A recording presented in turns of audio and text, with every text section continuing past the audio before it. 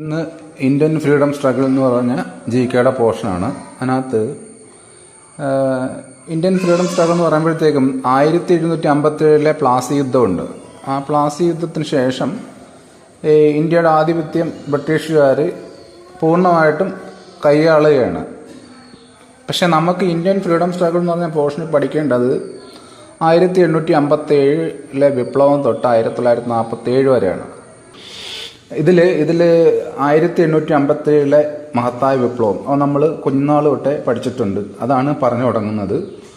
അപ്പോൾ ഇന്ത്യയുടെ ഒന്നാം സ്വാതന്ത്ര്യ സമരം എന്നറിയപ്പെടുന്ന 1857 വിപ്ലവമാണ്. ഈ 57 വിപ്ലവം എന്ന് പറയുന്നത് നമ്മളന്ന് പഠിച്ചിട്ടുണ്ട് ഈ കുഞ്ഞുനാളിലെ ക്ലാസ്സിൽ. ഈ 1857 വിപ്ലവത്തിൻ്റെ കാരണങ്ങൾ, അതിൻ്റെ അനന്തര ഫലങ്ങൾ എന്നൊക്കെ പറഞ്ഞിട്ട് പഠിച്ചിട്ടുണ്ട്. ബ്രിട്ടീഷുകാർ ഇവിടെ അവരെ പിടിമുറുക്കിയ ശേഷം ഇന്ത്യക്കാരെ മൊത്തത്തിൽ അവർ ചൂഷണം ചെയ്യുകയാണ്. നാട്ടുരാജാക്കന്മാരെ, പിന്നെ ഇവിടുത്തെ സമ്പദ് വ്യവസ്ഥകളെ, പിന്നെ കൂടുതൽ നികുതിയൊക്കെ ഏർപ്പാടാക്കി നമ്മുടെ രാജ്യത്തെ ക്ഷാമത്തിലേക്ക് നയിക്കുകയാണ്. അങ്ങനെ ഒരുപാട് ഇവരുടെ അട്രോസിറ്റീസ്, അതായത് നമ്മളുടെ ഇന്ത്യയുടെ ആഭ്യന്തര കാര്യങ്ങളിലുള്ള ബ്രിട്ടീഷുകാരെ കൈകടത്തലുകൾ നമുക്ക് ഇന്ത്യയിലുള്ള നാട്ടുരാജാക്കന്മാരുടെയും ജനങ്ങളുടെയും ക്ഷമയുടെ നെല്ലിപ്പല കണ്ട് അവർ ഇതിനെതിരെ പ്രതികരിച്ച്, അങ്ങനെയുള്ള ഈ ബ്രിട്ടീഷുകാരുടെ ഇന്ത്യക്കാരുടെ മേലുള്ള ഈ ക്രൂരതകളുടെയും ചൂഷണങ്ങളുടെയും ആഫ്റ്റർ എഫക്റ്റാണ് ഈ 1857 വിപ്ലവം എന്ന് പറയുന്നത്. അത് സത്യത്തിൽ അടിച്ചമർത്തപ്പെടുകയാണ് ഉണ്ടായത്, പരാജയപ്പെടുകയാണ് ഉണ്ടായത്. പക്ഷേ നമ്മുടെ നമുക്ക് നമ്മുടെ ഇന്ത്യക്ക് സ്വാതന്ത്ര്യം കിട്ടുന്നതിനും പിന്നെ ഈ പരാജയപ്പെട്ടു, പക്ഷേ തുടർന്ന് കുറേ മാറ്റങ്ങൾ ഈ 1857 വിപ്ലവം കൊണ്ടുവരികയാണ് ഇന്ത്യയിൽ. അപ്പോൾ അത് പരാജയപ്പെട്ടെന്ന് കരുതി നമുക്കതിനെ പൂർണ്ണമായിട്ട് എഴുതിത്തള്ളാൻ ഒക്കത്തില്ല. നമ്മുടെ ഇന്ത്യൻ സ്വാതന്ത്ര്യ സമര ചരിത്രത്തിൽ ഒരു നാഴികക്കല്ല് തന്നെയാണ് 1857 വിപ്ലവം എന്ന് പറയുന്നത്. അപ്പോൾ ഈ 1857 വിപ്ലവത്തെ പല പേരുകളിലാണ് അറിയപ്പെടുന്നുണ്ട്. ബ്രിട്ടീഷ് ചരിത്രകാരന്മാർ ശിപ്പായി ലഹള എന്ന് വിളിക്കുന്നുണ്ട്. പിന്നെ ഇന്ത്യൻ കലാപം, മഹാകലാപം, പിന്നെ 1857 കലാപം, ഒന്നാം സ്വാതന്ത്ര്യ സമരം എന്നൊക്കെ ഈ കലാപം അറിയപ്പെടുന്നുണ്ട്. ഇതിന് ഒന്നാം സ്വാതന്ത്ര്യ സമരം ആരംഭിച്ചത് 1857 മെയ് 10. 1857 കലാപം പൊട്ടിപ്പുറപ്പെട്ട സ്ഥലം ഉത്തർപ്രദേശിലെ മീററ്റ്. 1857 വിപ്ലവം പെട്ടെന്ന് പൊട്ടിപ്പുറപ്പെടാൻ കാരണമെന്ന് പറയുന്നത് നമ്മൾ കുഞ്ഞു ക്ലാസ്സിൽ പഠിച്ചിട്ടുണ്ട്. ഈ സൈനികര പ്രശ്നങ്ങളാണ്. ബ്രിട്ടീഷ് ആർമിയിലുള്ള ഇന്ത്യൻ സൈനികരുടെ പ്രശ്നങ്ങളാണ്. ഹിന്ദുക്കളും മുസ്ലിങ്ങളും ആയിട്ടുള്ള ഇന്ത്യൻ സൈനികരുടെ. അതായത് ഇവർ പുതിയ തരം ഒരു തോക്കിനകത്ത് തിരകൾ, അതായത് പശുവിൻ്റെയും പന്നിയുടെയും കൊഴുപ്പ് പുരട്ടിയ കവർ കടിച്ചു പൊട്ടിച്ചിട്ട് വേണം പുതിയ തിരകൾ നിറയ്ക്കാനായിട്ട്. അപ്പോൾ ഈ പശുവിൻ്റെ പന്നിയുടെയും കൊഴുപ്പെന്ന് പറയുന്നത് ഹിന്ദുക്കൾക്കും മുസ്ലിങ്ങൾക്കും ഹറാമാണ്. അപ്പോൾ അങ്ങനെയുള്ള ഇന്ത്യൻ സൈന്യത്തിലെ ഹിന്ദുക്കൾക്കും മുസ്ലിങ്ങൾക്കും ഇത് അവരുടെ മതത്തെ വ്രണപ്പെടുത്തുന്ന കാര്യമായി മാറി. അങ്ങനെ ഈ സൈനികരുടെ ഇടയിലാണ് ആദ്യമായിട്ട് ഈ കലാപം പൊട്ടിപ്പുറപ്പെടുന്നത്. ഇത് ആക്ച്വലി ഈ ഒരു കലാപം പൊട്ടിപ്പുറപ്പെടും, അത് പല നാട്ടുരാജാക്കന്മാരും പല നേതാക്കന്മാരും ഇങ്ങനെ പ്ലാൻ ചെയ്ത് വെച്ചിരിക്കുകയാണ്. 1857 ജൂൺ 22 അവരിങ്ങനെ പ്ലാൻ ചെയ്ത് വെച്ചിരുന്നത്. ആ ഡേറ്റിൽ ഇങ്ങനെ നമുക്ക് തുടങ്ങാം എന്നൊക്കെ പറഞ്ഞു. പക്ഷേ ഈ ഒരു പെട്ടെന്നുണ്ടായ ഒരു സൈനികർക്കിടയിൽ ഉണ്ടായ കലാപം മൂലം 1857 മെയ് 10 ഒന്നാം സ്വാതന്ത്ര്യ സമരം ആരംഭിക്കുകയാണ്. അതും ഈ 1857 വിപ്ലവം പരാജയപ്പെടുന്നതിനുള്ളൊരു കാരണമാണ്. കാരണം അവർ പ്രതീക്ഷിച്ച സമയത്തല്ല ഈ വിപ്ലവം തുടങ്ങിയത്. ഈ സൈനികരുടെ ഇടയിലുള്ള പ്രശ്നം പെട്ടെന്ന് ഈ സമരത്തെ പ്രസിപ്പിറ്റേറ്റ് ചെയ്യുകയായിരുന്നു. അതുകൊണ്ട് പെട്ടെന്ന് ആ സമരം തുടങ്ങുമായിരുന്നു. അതുകൊണ്ട് ഈ കണക്കുകൂട്ടി നിന്നവർക്ക് അവരുടെ ആ കണക്കുകൂട്ടലിന് അനുസരിച്ചല്ല കാര്യങ്ങൾ പോയത്. അതും ഈ 1857 വിപ്ലവം പരാജയപ്പെടാനുള്ള കാരണമാണ്. ക്വസ്റ്റ്യൻ വായിച്ചു പോവുകയാണ്. ഒന്നാം സ്വാതന്ത്ര്യ സമരം പൊട്ടിപ്പുറപ്പെടാനുള്ള പ്രധാന കാരണം മൃഗക്കൊഴുപ്പ് പുരട്ടിയ പുതിയ തരം തിരകൾ നിറച്ച എൻഫീൽഡ് തോക്ക് P53 എന്നാണ് പേര് അതിൻ്റെ ഉപയോഗിച്ച് വെടിവെക്കാൻ ഇന്ത്യൻ ഭടന്മാരെ നിർബന്ധിച്ചത്. 1857 വിപ്ലവത്തിലെ കലാപകാരികളുടെ രഹസ്യമുദ്ര ചപ്പാത്തിയും ചുവന്ന താമരയും. ചപ്പാത്തിയും താമരയും, അതായത് ചപ്പാത്തി വിപ്ലവം എന്നും ഇതിനൊരു പേരുണ്ട്. അതിന് കാരണമെന്ന് പറയുന്നത് രഹസ്യമുദ്ര, ആ ഒരു കലാപത്തിന്റെ രഹസ്യമുദ്ര എന്ന് പറയുന്നത് ചപ്പാത്തിയും ചുവന്ന താമരയായിരുന്നു. അങ്ങനെ ഈ വിപ്ലവം പൊട്ടിപ്പുറപ്പെട്ട് ഇന്ത്യയിലെ പല ഭാഗത്തും വ്യാപിച്ച് അങ്ങനെ ഡൽഹി ഈ സമരക്കാർ പിടിച്ചെടുക്കുവാണ്. ഡൽഹി പിടിച്ചെടുത്തിട്ട് ഒന്നിനും വയ്യാത്ത ബഹദൂർ ഷാ രണ്ടാമനെ അവിടെ ചക്രവർത്തിയായിട്ട് വാഴിക്കുകയാണ്. അപ്പോൾ അതാണ് അതിൻ്റെ അടുത്ത അതുമായിട്ട് ബന്ധപ്പെട്ട പോയിന്റാണ്. വിപ്ലവകാരികൾ ആദ്യം പിടിച്ചെടുത്ത സ്ഥലം ഡൽഹി 1857 മെയ് 12. പിന്നെ അടുത്തത് 1857 വിപ്ലവത്തിലെ ആദ്യ രക്തസാക്ഷി, അത് മംഗൾ പാണ്ഡെ എന്നാണ് എൻ്റെ ഉത്തരം. മംഗൾ പാണ്ഡെ തൂക്കിലേറ്റിയ വർഷം 1857 ഏപ്രിൽ 8. അപ്പം ഞാൻ ഇതിനകത്ത് ഈ ഒരു ആഡിയോയ്ക്കകത്ത് കഥയും കൂടെ കുറേ ഞാൻ ഉൾപ്പെടുത്തുന്നുണ്ട്. അപ്പം നിങ്ങൾക്ക് പഠിക്കാൻ എളുപ്പത്തിന് ഞാൻ ഇതിനകത്ത് പറയുന്ന ക്വസ്റ്റ്യൻ ആൻസേഴ്സ് പ്രത്യേകം എഴുതി വെച്ച് കഴിഞ്ഞാൽ സമയം പോകത്തില്ലല്ലേ, ഞാൻ ഈ എക്സ്പ്രഷൻ ചെയ്യുന്നതും കൂടെ കേൾക്കേണ്ടി വരത്തില്ലേ. അതുകൊണ്ട് ക്വസ്റ്റ്യൻ ആൻസർ പ്രത്യേകം എഴുതി വെച്ചാൽ എളുപ്പമുണ്ടാവും. അപ്പോൾ 1857 വിപ്ലവത്തിൽ ആദ്യ രക്തസാക്ഷി മംഗൾ പാണ്ഡെയാണ്. തൂക്കിലേറ്റിയ വർഷം 1857 ഏപ്രിൽ 8. പിന്നെ അടുത്ത പ്രധാനമായിട്ട് ഈ ഏരിയ വരുന്ന ക്വസ്റ്റ്യനാണ് ഈ 1857 വിപ്ലവം പല ഭാഗത്തേക്കും, ഇന്ത്യയിലെ പല ഭാഗത്തേക്കും വ്യാപിച്ചെന്ന് പറഞ്ഞു. അപ്പോൾ ഓരോ ഭാഗത്തും ഇതിൻ്റെ നേതൃത്വം കൊടുത്തത് ആരാണ്, അതൊരു ചോദ്യമാണ്. അത് ഡൽഹിയിൽ ജനറൽ ഫക്ത് ഖാനും ബഹദൂർ ഷാ രണ്ടാമനും. ഝാൻസിയിൽ നമുക്കറിയാം ഝാൻസി റാണി ലക്ഷ്മിഭായ് എന്നാണ് പേര്. ഗോളിയാറിലും റാണി ലക്ഷ്മിഭായിയാണ്. ബീഹാറിൽ കൻവർ സിംഗ് ആണ്. ആസാമിൽ ദിവാൻ മണിറാം ആണ്. മീററ്റിലെ ഖേദം സിംഗ് ആണ്. കാൺപൂരിൽ നാനാ സാഹിബ് താന്തിയ തോപ്പി. ലക്നൌവിൽ ബീഗം ഹസ്രത്ത് മഹലാണ്. ഫൈസാബാദിൽ മൗലവി അഹമ്മദുള്ള. ബറേലിയിൽ ഖാൻ ബഹാദൂർ. ജഗദീഷ്പൂരിൽ കൻവർ സിംഗ്. ഇതിൽ ഇമ്പോർട്ടൻ്റ് ആയിട്ട് നമ്മൾ ഓർത്തിരിക്കേണ്ടത് ഡൽഹിയിലെ ബഹദൂർ ഷാ രണ്ടാമൻ്റെ പേര് നമ്മൾ ഓർത്തിരിക്കും, കാരണം അവിടെ ചക്രവർത്തിയെ വാഴിച്ച അദ്ദേഹത്തെയാണ്. പിന്നെ ജനറൽ ഫക്ത് ഖാൻ, അതൊരു ഇമ്പോർട്ടൻ്റ്, ഡൽഹിയിൽ ഇമ്പോർട്ടൻ്റ് ആണ്. ഝാൻസിയിൽ നമ്മൾ ഓർത്തിരിക്കും ആൾറെഡി. പിന്നെ മീററ്റിലെ ഖേദം സിംഗ്. പിന്നെ കാൺപൂരിലെ ഇമ്പോർട്ടൻ്റ് നാനാ സാഹിബും അദ്ദേഹത്തിൻ്റെ സഹായിയായ താന്തിയ തോപ്പിയും. പിന്നെ എത്ര ഓർത്തിരുന്നാൽ മതി ഈ വിപ്ലവത്തിൻ്റെ പ്രധാന നേതാക്കൾ എന്ന് പറയുന്നത്. പിന്നെ 1857 വിപ്ലവം, ഒന്നാം സ്വാതന്ത്ര്യ സമരം വ്യാപിക്കാത്ത പ്രദേശങ്ങൾ പഞ്ചാബ്, ബോംബെ, മദ്രാസ്. പിന്നെ ഒന്നാം സ്വാതന്ത്ര്യ സമരത്തിൽ ഗൊറില്ല യുദ്ധമുറ ഉപയോഗിച്ച വിപ്ലവകാരി താന്തിയ തോപ്പി. അത് ഇമ്പോർട്ടൻ്റ് ക്വസ്റ്റ്യൻ ആണ്. ഈ ഗൊറില്ല യുദ്ധമുറ ഉപയോഗിച്ച വിപ്ലവകാരി നാനാ സാഹിബിൻ്റെ സഹായിയായ താന്തിയ തോപ്പിയുടെ യഥാർത്ഥ നാമം രാമചന്ദ്ര പാണ്ഡുരംഗ, അതും ഇമ്പോർട്ടൻ്റ് ആയിട്ടുള്ള ക്വസ്റ്റ്യൻ ആണ്. നാനാ സാഹിബിൻ്റെ പട്ടാള മേധാവി നമ്മൾ പറഞ്ഞ സഹായിയാണ് താന്തിയ തോപ്പി. താന്തിയ തോപ്പിയെ പരാജയപ്പെടുത്തിയ ബ്രിട്ടീഷ് സൈന്യാധിപൻ സർ കോളിൻ കാമ്പലാണ് താന്തിയ തോപ്പിയെ പരാജയപ്പെടുത്തുന്നത്. ഇത് അടിച്ചമർത്തി ഈ പല ഈ സമരം ബ്രിട്ടീഷുകാർ ക്രൂരമായിട്ട് അടിച്ചമർത്തുകയാണ് ചെയ്യുന്നത്. കാരണം ഇനി ഒരു ചോദ്യം ചെയ്യൽ ഇന്ത്യക്കാരുടെ ഭാഗത്തുനിന്ന് ഉണ്ടാവരുത് എന്ന രീതിയിൽ ബ്രിട്ടീഷുകാരുടെ ഭാഗത്തുനിന്ന് അതിക്രൂരമായിട്ടാണ് ഈ സമരം അടിച്ചമർത്തപ്പെടുന്നത്.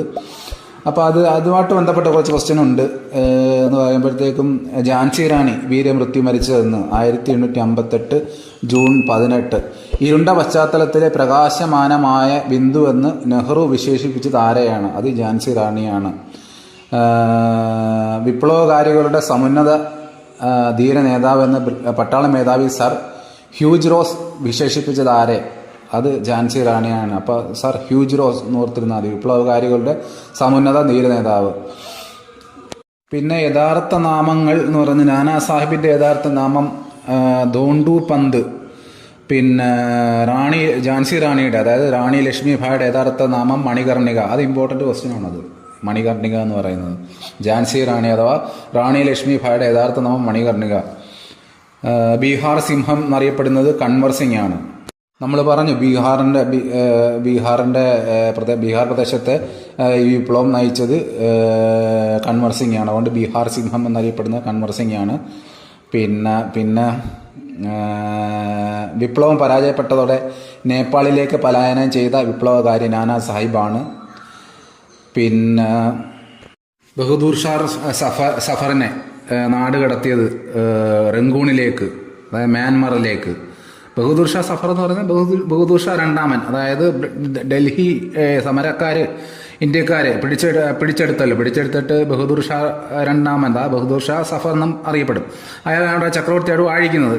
അദ്ദേഹം വളരെ ദുർബലനായ ഒരു ഭരണാധികാരിയായിരുന്നു. എന്നാലും പേരിന് ഒരു ചക്രവർത്തിയായിട്ട് വാഴിക്കുന്നത് ഈ ബഹദൂർ ഷാ സഫറിനെയാണ്. അദ്ദേഹത്തെ അവസാനം ഇവർ ഈ ബ്രിട്ടീഷുകാർ ഈ സമരം അടിച്ചമർത്തിയിട്ട് അദ്ദേഹത്തെ റങ്കൂണിലേക്ക്, അതായത് മ്യാൻമറിലുള്ള റങ്കൂണിലേക്ക് നാട് കടത്തുവാണ്. അപ്പോൾ അത് നമ്മൾ ഓർത്തിരിക്കണം, റങ്കൂൺ എന്ന പേര്.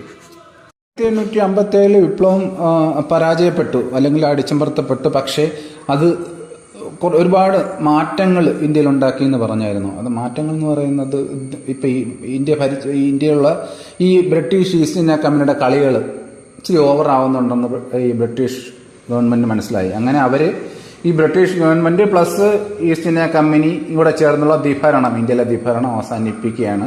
ബ്രിട്ടീഷ് ഈസ്റ്റ് ഇന്ത്യ കമ്പനിയെ പിരിച്ചുവിടുകയാണ്. ഇന്ത്യയിലെ ഭരണം ബ്രിട്ടീഷ് ക്രൗൺ തന്നെ, ബ്രിട്ടീഷുകാർ തന്നെ, ബ്രിട്ടീഷ് ഗവൺമെൻറ് തന്നെ നേരിട്ട് നടത്തുവാണ്. അത് ഈ ഒരു വിപ്ലവത്തിൻ്റെ ഒരു അനന്തരഫലമാണ്. ബന്ധപ്പെട്ട ക്വസ്റ്റ്യൻസ് ആണ്. ഈസ്റ്റ് ഇന്ത്യ കമ്പനിക്ക് ഭരണം നഷ്ടപ്പെടാൻ കാരണമായ act 1858 government of India act. Government of India act 1858 government of India act എന്ന് പറയുന്നത് ഇമ്പോർട്ടൻ്റ് ആയിട്ടുള്ളൊരു എസ് ആണ് നമ്മുടെ ഹിസ്റ്ററി പഠിക്കുമ്പോഴത്തേക്കും. അത് തുടർന്നും ഇങ്ങനെ ഗവൺമെൻറ് ഓഫ് ഇന്ത്യ ആക്ട് വരുന്നുണ്ട്. ഇത് 1858 ഗവൺമെൻറ് ഓഫ് ഇന്ത്യ ആക്ട്. ഇതിനകത്ത് ഒരുപാട് മാറ്റങ്ങൾ കൊണ്ടുവരുന്നുണ്ട്. അവർ ഗവർണർ ജനറലിനെ മാറ്റി വൈസ്രോയി ആക്കുന്നുണ്ട്. പല ഇപ്പം ഡോക്ട്രിൻ ഓഫ് ലാബ്സ് ഒക്കെ പിൻവലിക്കുന്നുണ്ട്. അതായത് ദത്താവകാശ നിരോധന നിയമം ഒക്കെ പിൻവലിക്കുന്നുണ്ട്. പിന്നെ 1858 വിപ്ലവത്തിന് ഫലമായി ഇന്ത്യയുടെ ഭരണാധികാരിയായ ബ്രിട്ടീഷ് രാജ്ഞി വിക്ടോറിയ രാജ്ഞിയാണ്. പിന്നെ 1858 നിയമം പാർലമെന്റിൽ അവതരിപ്പിച്ച ബ്രിട്ടീഷ് പ്രധാനമന്ത്രി പാൽമേഴ്സ്റ്റൺ പ്രഭു. അതൊന്നും വലിയ ഇമ്പോർട്ടൻ്റ് ആയിട്ടുള്ള കാര്യമല്ല. അപ്പോൾ ഇത്രയാണ് ഇത് അതിൻ്റെ അനന്തരഫലത്തിൻ്റെ കേസിൽ വരുന്നത്. പിന്നെ 1857 വിപ്ലവത്തെ ഇന്ത്യയുടെ ഒന്നാം സ്വാതന്ത്ര്യ സമരം എന്ന് വിശേഷിപ്പിച്ചത് ആര്? അത് VD സവർക്കറാണ്. അത് ഇമ്പോർട്ടൻ്റ് ആയിട്ടുള്ള ക്വസ്റ്റ്യൻ ആണ്. അങ്ങനെ ഓരോരുത്തരും വിശേഷിപ്പിച്ചുകൊണ്ട് അന്നത്തെ ഇമ്പോർട്ടൻ്റ് ആയിട്ടുള്ളത് ഈ VD സവർക്കറുടെ ആണ്. പിന്നെ 1857 വിപ്ലവത്തെ ഇന്ത്യയുടെ ഒന്നാം സ്വാതന്ത്ര്യ സമരം എന്ന് വിശേഷിപ്പിച്ച വിദേശി കാറൽ മാക്സ്.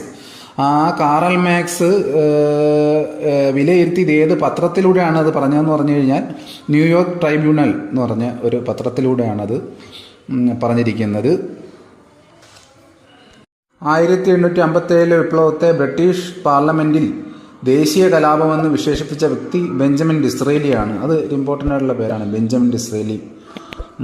പിന്നെ മുഗൾ ഭരണത്തിൻ്റെ പൂർണ്ണ പതനത്തിന് കാരണമായ വിപ്ലവം 1857 വിപ്ലവം. അത് നമ്മൾ പറഞ്ഞല്ലോ, ബഹദൂർ ഷാ സഫർ അഥവാ ബഹദൂർ ഷാ രണ്ടാമൻ്റെ നാട് കടത്തി. അങ്ങനെ മുഗൾ ഭരണത്തിൻ്റെ പൂർണ്ണ പതനത്തിന്, അതിനു മുമ്പ് അവർ ക്ഷയിച്ചു, എന്നാലും പൂർണ്ണ പതനത്തിന് കാരണമായ വിപ്ലവം എന്ന് വെച്ചാൽ 1857 വിപ്ലവമാണ്. അതൊരു ഇമ്പോർട്ടൻറ്റ് സെക്ഷനാണ്. അതായത് ആ വിപ്ലവ സമയത്തെ ആൾക്കാർ, അതായത് 1857 വിപ്ലവ സമയത്തെ ബ്രിട്ടീഷ് ഗവർണർ ജനറൽ കാനിങ് പ്രഭു, അത് ഇമ്പോർട്ടൻ്റ് ആണ്. 1857 വിപ്ലവ സമയത്തെ ബ്രിട്ടീഷ് സൈനിക തലവൻ കോളിൻ ക്യാമ്പൽ, 1857 വിപ്ലവ സമയത്തെ ബ്രിട്ടീഷ് രാജ്ഞി വിക്ടോറിയ രാജ്ഞി, 1857 വിപ്ലവ സമയത്ത് ബ്രിട്ടീഷ് പ്രധാനമന്ത്രി പാൽമേഴ്സ്റ്റൺ പ്രഭു. ഇതിൽ നിങ്ങൾ ഈ പേരൊന്നും ഓർത്തു വെച്ചില്ലെങ്കിലും 1857 വിപ്ലവ സമയത്തെ ബ്രിട്ടീഷ് ഗവർണർ ജനറൽ കാനിങ് പ്രഭു എന്ന് ഓർത്തു വെച്ചിരിക്കുക. അത് ഇമ്പോർട്ടൻ്റ് ആണ്. ഇനി ഝാൻസി റാണിയെക്കുറിച്ച് കുറച്ച് കാര്യങ്ങൾ നമുക്ക് പറഞ്ഞു പോകാം. അത് കുറച്ച് നമുക്ക് ഇൻട്രസ്റ്റിംഗ് ആയിട്ടുള്ളൊരു പോർഷനാണല്ലോ. ഝാൻസിയിൽ ഒന്നാം സ്വാതന്ത്ര്യ സമരത്തിന് നേതൃത്വം നൽകിയത് റാണി ലക്ഷ്മിഭായിയാണ്. അത് ഝാൻസി റാണിയാണ്. ഒറിജിനൽ പേര് നേരത്തെ പറഞ്ഞു, മണികർണിക എന്നാണ്. പിന്നെ 1857 വിപ്ലവത്തിൽ ഝാൻസി റാണി ഉൾപ്പെടാൻ കാരണമായ സംഭവം എന്ന് പറയുന്നത് ദത്താവകാശ നിരോധന നിയമപ്രകാരം ബ്രിട്ടീഷുകാർ ഝാൻസിയെ പിടിച്ചെടുക്കാൻ ശ്രമിച്ചത്. ഝാൻസി എന്ന പ്രദേശം പിടിച്ചെടുക്കാൻ ബ്രിട്ടീഷുകാർ ശ്രമിച്ചതുകൊണ്ടാണ് ഝാൻസി റാണി അഥവാ ഈ മണികർണിക, അതായത് റാണി ലക്ഷ്മിഭായി ഈ 1857 വിപ്ലവത്തിൽ പങ്കെടുക്കാനുള്ള കാരണം. പിന്നെ പിന്നെ അവരെ വിശേഷിപ്പിച്ച കാര്യങ്ങളൊക്കെ നമ്മൾ പറഞ്ഞു, പലരും വിശേഷിപ്പിച്ചു. ഇരുണ്ട പശ്ചാത്തലത്തിലെ പ്രകാശമാനമായ ബിന്ദു എന്ന് റാണി ലക്ഷ്മിഭായിയെ ജവഹർലാൽ നെഹ്റു വിശേഷിപ്പിച്ചു. പിന്നെ പിന്നെ ഝാൻസി റാണിയുടെ കുതിരകൾ അതൊന്നും ഇമ്പോർട്ടൻ്റ് അല്ല. ബാദൽ, സാരംഗി, പവൻ ഇതൊക്കെയാണ്. അതിൽ കലാപ സമയത്ത് ഝാൻസി റാണി സഞ്ചരിച്ച കുതിര ബാദൽ, അതൊന്നും ഇമ്പോർട്ടൻ്റ് അല്ല, പറഞ്ഞു പോയെന്നേ ഉള്ളൂ. ചുമ്മാ കേട്ടിരിക്കുകയല്ലേ, ചുമ്മാ എവിടെയെങ്കിലും കേട്ടിരുന്നാൽ നമുക്ക് ഗുണമല്ലേ. പിന്നെ ചബേലി എന്ന പേരിൽ അറിയപ്പെട്ട വിപ്ലവകാരി ഝാൻസി റാണി. പിന്നെ ഝാൻസി റാണി വധിക്കപ്പെട്ട വർഷം നമ്മൾ പറഞ്ഞ 1858 ജൂൺ 18, അത് ഇമ്പോർട്ടൻ്റ് ആണ്. പിന്നെ പിന്നെ പിന്നെ പിന്നെ പിന്നെ കുറച്ച് മുമ്പോട്ട് കാലഘട്ടത്തിലാണ്. അതായത് Lakshmibai national institute of physical education സ്ഥിതി ചെയ്യുന്നത് ഗോളിയാറിലാണ്. പിന്നെ ഝാൻസി റാണി മറൈൻ നാഷണൽ പാർക്ക് ആൻഡമാനിലാണ്. ഝാൻസി നഗരം ഇപ്പോൾ സ്ഥിതി ചെയ്യുന്നത് സംസ്ഥാനം ഉത്തർപ്രദേശിലാണ്. അതൊന്നും ആവശ്യമില്ല. പിന്നെ മൂന്നാം നെപ്പോളിയൻ എന്നറിയപ്പെടുന്നത് നാനാ സാഹിബാണ്. കാൺപൂരിലെ വിപ്ലവത്തെ നയിച്ച നാനാ സാഹിബാണ് മൂന്നാം നെപ്പോളിയൻ എന്നറിയപ്പെടുന്നത്. ഇന്ത്യൻ നെപ്പോളിയൻ എന്നറിയപ്പെടുന്നത് സമുദ്രഗുപ്തനാണ്. അടുത്തത് ഇന്ത്യൻ ജനതയുടെ വിമോചനത്തിൻ്റെ മാഗ്ന കാർട്ട എന്നറിയപ്പെടുന്നത് എന്ത്? അത് 1858 വിക്ടോറിയ രാജ്ഞിയുടെ വിളംബരം. അത് വിളംബരം എന്ന് പറഞ്ഞാൽ ഗവൺമെൻറ് ഓഫ് ഇന്ത്യ ആക്ട് 1858. അതിനെയാണ് ഇന്ത്യൻ ജനതയുടെ വിമോചനത്തിൻ്റെ മാഗ്ന കാർട്ട എന്നറിയപ്പെടുന്നത്. ഇതിനകത്ത് ഈ 1858 ഈ ഗവൺമെൻറ് ഓഫ് ഇന്ത്യ ആക്ടിലെ പല കാര്യങ്ങളും പറഞ്ഞിട്ടുണ്ട് ഇന്ത്യക്കാരുടെ നന്മയെ കരുതി. പക്ഷെ അതൊക്കെ വെറുതെയാണ്. ഇതൊക്കെ ഇന്ത്യക്കാരുടെ കണ്ണിൽ പൊടിയിട്ടതാണ്. അവരുടെ ചൂഷണങ്ങളും അടിച്ചമർത്തലുകളും എല്ലാം അതേപോലെ വീണ്ടും തുടർന്നു, പുതിയ രൂപത്തിൽ പുതിയ ഭാവത്തിൽ എന്നേ ഉള്ളൂ. ഞാൻ ജസ്റ്റ് പറഞ്ഞെന്നേ ഉള്ളൂ. അല്ലാതെ ഈ 1858 ഈ ആക്ടോടെ കൂടി ഇന്ത്യ അങ്ങ് എല്ലാം അങ്ങ് പുഷ്ടിച്ച് വളർന്നില്ല. അവരെ സെയിം സംഭവം തന്നെ വേറൊരു പേരിൽ അടിച്ചിറക്കിയെന്നേ ഉള്ളൂ.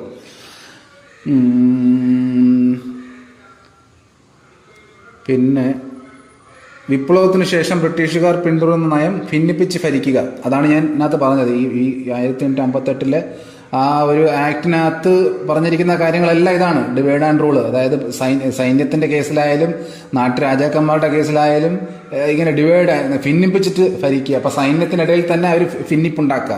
ജാതിയുടെയും മതത്തിൻ്റെയും വർഗത്തിൻ്റെയൊക്കെ പേര് ഭിന്നിപ്പുണ്ടാക്കുക, അങ്ങനെ ഭരിക്കുക എന്നുള്ള ഒരു രീതിയാണ് ബ്രിട്ടീഷുകാർ പിന്നീട് സ്വീകരിച്ച് പോകുന്നത്. അടുത്തൊരു ചോദ്യം എന്ന് പറയുന്നത് 1857 വിപ്ലവത്തിൻ്റെ വന്ധ്യവയോധികൻ കൻവർ സിംഗ് ആണ്. അതായത് ബീഹാറിലെ, നേരത്തെ പറഞ്ഞ ബീഹാറിലെ സമരം നയിച്ച കൻവർ സിംഗ് ആണ് 1857 വിപ്ലവത്തിൻ്റെ വന്ധ്യവയോധികൻ എന്നറിയപ്പെടുന്നത്. അത് ഇമ്പോർട്ടൻ്റ് ആയിട്ട് ക്വസ്റ്റ്യൻ ആണ്, ചോദിക്കാൻ സാധ്യതയുള്ള ക്വസ്റ്റ്യൻ ആണ്. അപ്പോൾ തൽക്കാലം ഇവിടെ വെച്ച് ഞാൻ നിർത്തുകയാണ്. ഇനി ബാക്കി കുറച്ചുകൂടെ പോർഷൻസ് ഉണ്ട്. അതായത് 1947 വരെയുള്ള കാര്യങ്ങൾ നമുക്ക് പഠിക്കേണ്ടതായിട്ടുണ്ട്. ഇത് ഇപ്പോൾ ഇവിടെ വെച്ച് നിർത്തുകയാണ്. ഇതിനകത്ത് 1857 പ്രധാനപ്പെട്ട കാര്യങ്ങളൊക്കെ ഉൾപ്പെട്ടു എന്ന് വിശ്വസിക്കുന്നു. ഓക്കെ.